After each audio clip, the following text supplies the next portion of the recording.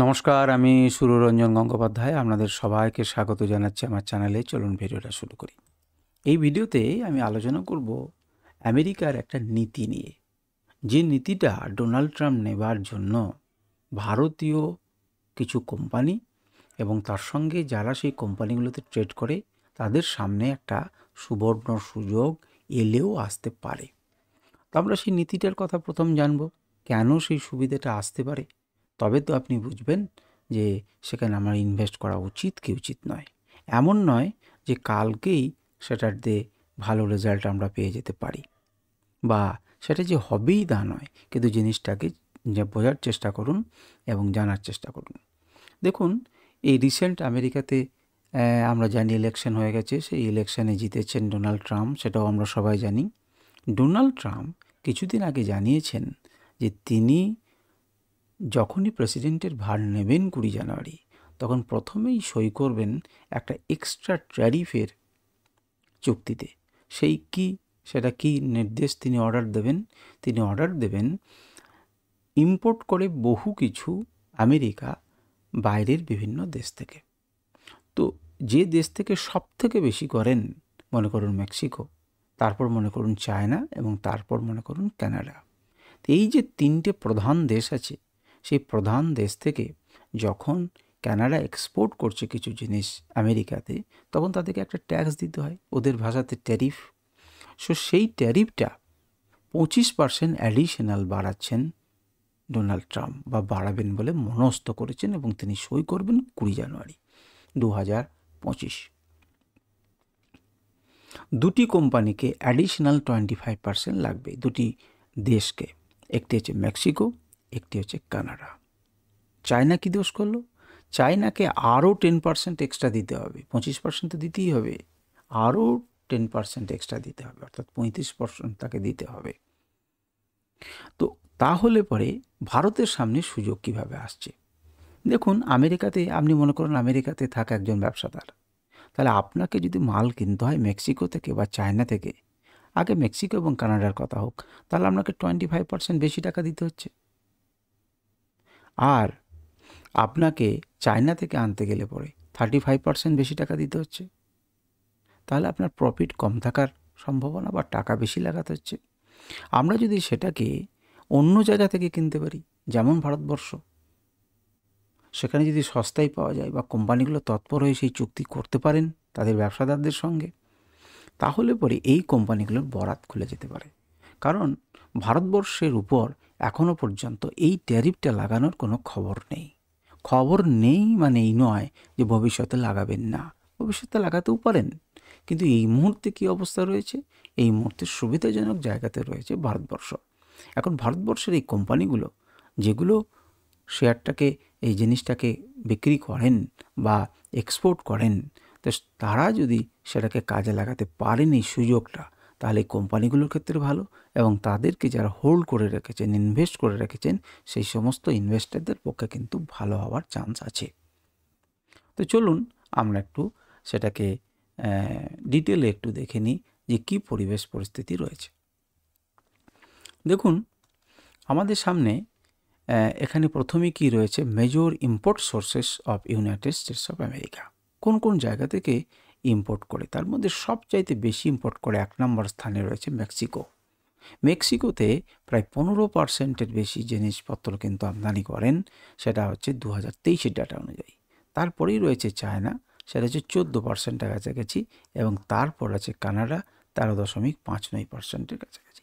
তাহলে এই তিনটে মিলিয়ে কিন্তু আমরা বলতে পারি যে 45%-এর কাছাকাছি, একটু কম 44% হতে পারে। তো এই তিনটেকে মিলিয়ে কিন্তু এত করে। তারপরে রয়েছে Germany, Japan, south Korea, Vietnam, Taiwan, এবং 9 নম্বর স্থানে রয়েছে ইন্ডিয়া। ইন্ডিয়াতে 2.75%, টোটাল যে ইম্পোর্ট করে আমেরিকা, তার মধ্যে 2.75% ইম্পোর্ট করে ইন্ডিয়া থেকে।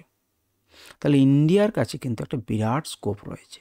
যদি সেখানকার ব্যবসাদাররা এখান থেকে আর মাল নিতে না চান, এবং ইন্ডিয়ার কোম্পানিগুলো যদি সেই সুযোগের সদ্ব্যবহার করতে পারেন, তাহলে পরে কিন্তু ইন্ডিয়ার কাছে একটা সুযোগ রয়েছে এই মার্কেটটাকে বাড়িয়ে নিয়ে যাওয়ার। আমার বক্তব্য হচ্ছে এটুকুই। এখন আমরা কি দেখতে পারি? আমরা দেখব যে কোন কোন জায়গাতে কি কি করে। দেখুন, মেক্সিকো এবং আপনাদের কানাডা, এখান থেকে যে সমস্ত গাড়ি পার্টস ইত্যাদি ইত্যাদি প্রচুর জিনিসকে করে। চায়না থেকে কি কি করে? কারণ চায়নাতে সব থেকে বেশি পার্সেন্ট ব্যবহার হচ্ছে ট্যারিফটা। তাহলে আমাদের টার্গেট হবে চায়না থেকে, এবং ক্যারিং যে কস্ট, চায়না এবং হয়তো ইন্ডিয়া কাছাকাছি জায়গাতেই, সুতরাং ক্যারিং কস্টটাও কাছাকাছি লাগবে। মেক্সিকো এবং কানাডা থেকে যে প্রোডাক্টগুলো কেনে, সেখান থেকে ক্যারিং কস্টটাও তো একটা ফ্যাক্টর। তো কাছাকাছি রয়েছে আমাদের চায়না এবং ধরুন মনে করুন ইন্ডিয়া। এখান থেকে টেক্সটাইলের অর্থাৎ ক্লোথস প্রচুর কিছু যায়, এখান থেকে ফার্মাসিউটিক্যালস যায়, ইলেকট্রনিক্স যায়, কম্পিউটার যায়। সুতরাং এই সেক্টরগুলো আপনারা নিজেরা সেটাকে ভাবনা চিন্তা করবেন এবং সার্চ করবেন যে কোন কোন সেক্টর। আমি তো কয়েকটার নাম বললাম, টেক্সটাইল, আপনার ফার্মা, তারপর মনে করুন ইলেকট্রনিক্স। তো এই জিনিসগুলোতে চায়না থেকে না নিয়ে গিয়ে ভারতীয় কোম্পানিগুলোতে যদি তারা কেনেন এবং এই কোম্পানিগুলো যদি সুযোগ নিতে পারেন, তাহলে পরে কিন্তু এই কোম্পানির ক্ষেত্রে একটা সুযোগ রয়েছে। এখন দেখুন, আমরা যদি এই পিডিএফটার উপরের দিকে যাই, তাহলে আমরা এখান থেকে কী কী ডাটা, কী কী জিনিসপত্র যায় আমেরিকাতে, সেগুলো সম্পর্কে আমরা কিছুটা জানতে পারবো। যেমন 30 নম্বরে দেখুন, 30 নম্বর প্রোডাক্ট কোড যেটা ফার্মাসিউটিক্যাল প্রোডাক্টস, এখানে কি লেখা আছে? Sectoral import performance of United States of America from India. India থেকে যেগুলো ইম্পোর্ট হয় বা ইম্পোর্ট করে ইউনাইটেড স্টেটস, তাদের একটা প্রোডাক্ট লিস্ট বা সেক্টোরাল লিস্ট। প্রোডাক্ট কোড হচ্ছে 30, ফার্মাসিউটিক্যাল প্রোডাক্টস। 2021 যেখানে 9.11% ছিল, তারপর সেটাকে বাড়িয়েছে, এটা বিলিয়ন ডলারে, পার্সেন্টেজে নয়, তো 9.08, তারপর আস্তে আস্তে বাড়িয়েছে দেখুন। এবং এটা 2000 আমাদের বেড়েছে কতটা না, 6.17%। তো আমরা বুঝতেই পারি এই টোটালটা, এখানে একটা স্কোপ রয়েছে, যেহেতু চায়না থেকে এই জিনিস কিছু নেয় ওরা। এমনি করে এই পিডিএফটাকে দেখে আপনারা বিচার বিশ্লেষণ করতে পারেন। ভিডিও এমনিতেই লম্বা হচ্ছে, আপনারা কিছু ক্ষেত্রে দেখবেন যে অনেকখানি করে বাড়িয়েছে ইম্পোর্টের ধরন ভারত থেকে। সুতরাং সেই জায়গাগুলোতে, সেক্টরগুলোতে লাভবান হতে পারেন। আমরা যদি আরও নিচে যান, তাহলে এখানে দেখবেন top 25 tariff lines United States of America import from India. India থেকে আমাকে লাইন্স দিচ্ছে একদম ডাইরেক্ট, কোন জিনিসগুলো, ডায়মন্ডগুলো, আনপলিশ ডায়মন্ড, এখানে সব ডিটেলে লেখা আছে, সিনথেটিক এবং রিকনস্ট্রাক্টেড ডায়মন্ড স্কার্ট। দেখুন 94%, তার আগে কোনো হিস্ট্রি ছিল না। India's share in United States of আমেরিকাজ import 2021 কত ছিল, 2023 কত হয়েছে। এই গ্রোথটা যেমন এইগুলো ক্ষেত্রে কিছুটা কমিয়েছে, কিন্তু এখানের ক্ষেত্রে যখন স্মার্টফোনের ক্ষেত্রে আর ছিলই না, যেখানে 8.41% বাড়িয়েছে। 21 তো কিছুই ছিল না, যেখানে এত পার্সেন্ট কিন্তু বাড়িয়েছে, কিছুটা বাড়িয়েছে।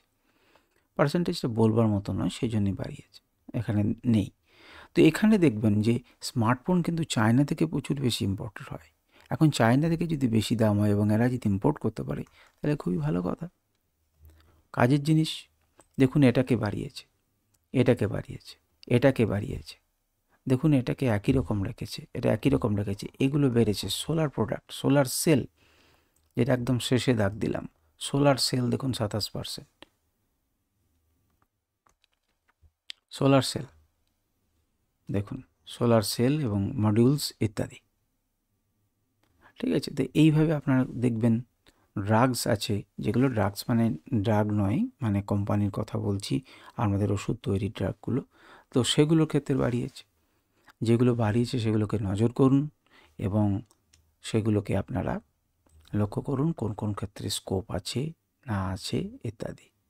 আপনারা দেখলেই দেখতে পাবেন যে কোন ক্ষেত্রগুলোতে বাড়িয়েছে। যেমন ফুয়েল অয়েলস দেখুন, এখানে বাড়িয়েছে 5% থেকে 17%, 28 জায়গাতে এখানে নিয়ে এসছে কত দেখুন, 40%-এর কাছাকাছি। সুতরাং আমরা কিছু প্রোডাক্টে চায়নাতে যেগুলোতে বাড়িয়ে রেখেছিল, আমরা আশা করতে পারি যে সেখান থেকে সেখানকার পরিবর্তে আমাদের এখানে কিছু আসতে পারে। তো আপনারা যদি পিডিএফটা চান তাহলে পরে কমেন্ট বক্সে লিখুন, আমাকে মেল করতে পারেন, আমি পিডিএফটা পাঠিয়ে দেবো। নমস্কার, ধন্যবাদ।